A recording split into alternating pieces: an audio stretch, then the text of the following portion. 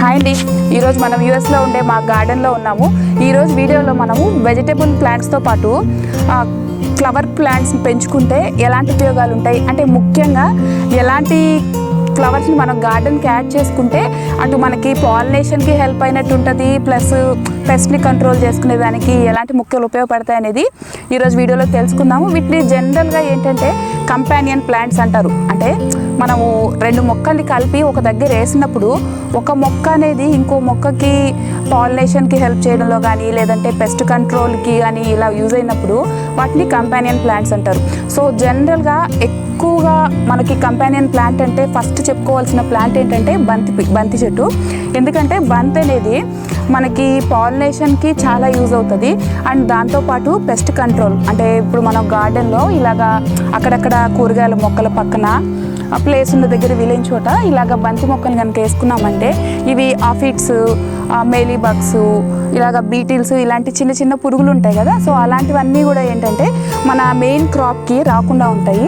And దాంతోపాటు ఎలాగా ఇది కంట్రోల్ చేస్తుంది అంటే బంతి ఎలాగా ఈ పురుగుల్ని కంట్రోల్ చేస్తుంది అంటే మనం బంతి ఆకుల్ని కానీ లేదంటే ఫ్లవర్స్ని కానీ గమనిస్తే వీటి లీవ్స్ నుంచి ఫ్లవర్స్ నుంచి కొంచెం ఘాటైన స్మెల్ అనేది వస్తుంటుంది కదా.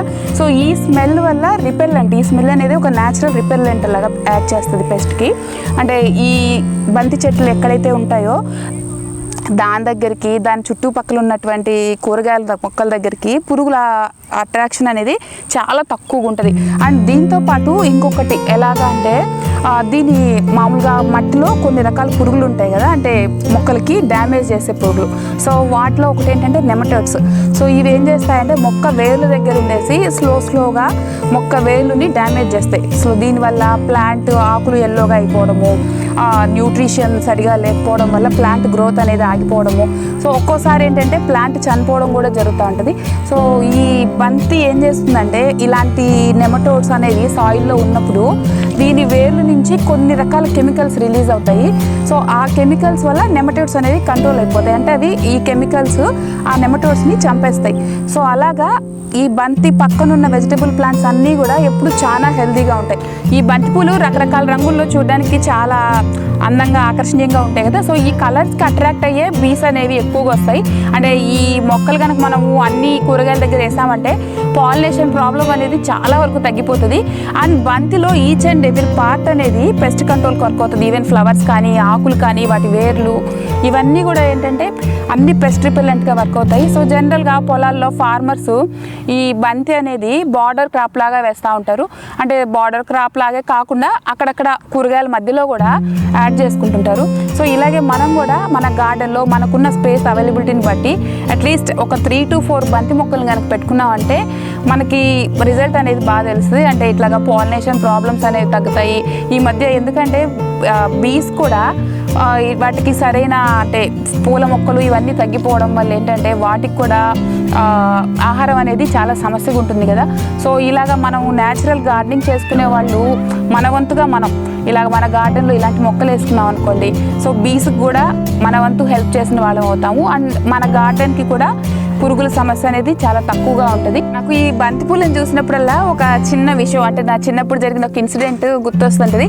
అంటే ఇది గార్డెనింగ్కి సంబంధించింది కాదు, బట్ ఇవాళ మీతో షేర్ చేసుకోవాలనుకుంటున్నాను. ఏంటంటే ఇప్పుడు అంటే మనకి బంతి మొక్కలు అంటే ఇలాగా చిన్నవి హైట్ తక్కువ ఉంటున్నాయి కదా.